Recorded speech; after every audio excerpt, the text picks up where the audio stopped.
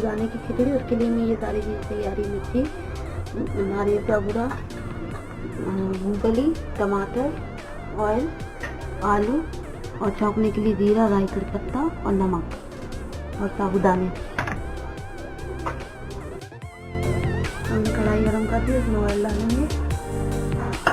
उसके बाद राई, कड़ी पत्ता और जीरा डालेंगे। इनको होने के बाद उसमें आलू डालेंगे।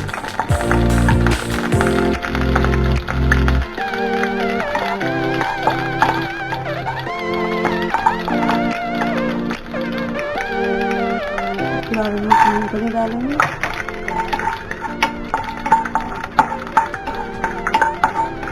ये हो जाएगा, उसके बाद हम इसमें आलू डालेंगे।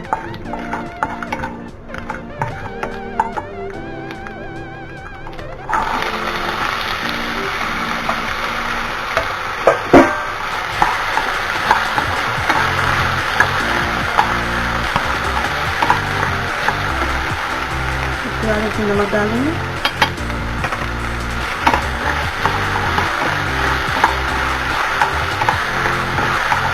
और इसे पकने के लिए छोड़ देंगे।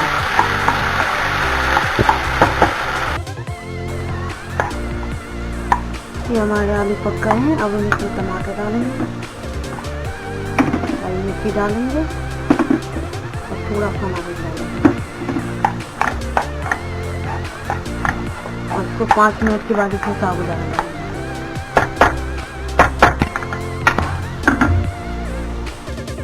ये हो चुके हैं आलू हमारे। अब हम इसमें साबूदाना डालेंगे।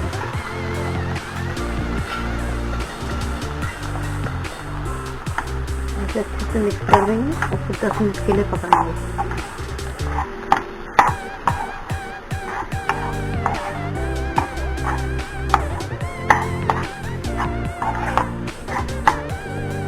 और हम इसे 10 मिनट के लिए ऐसे छोड़ देंगे।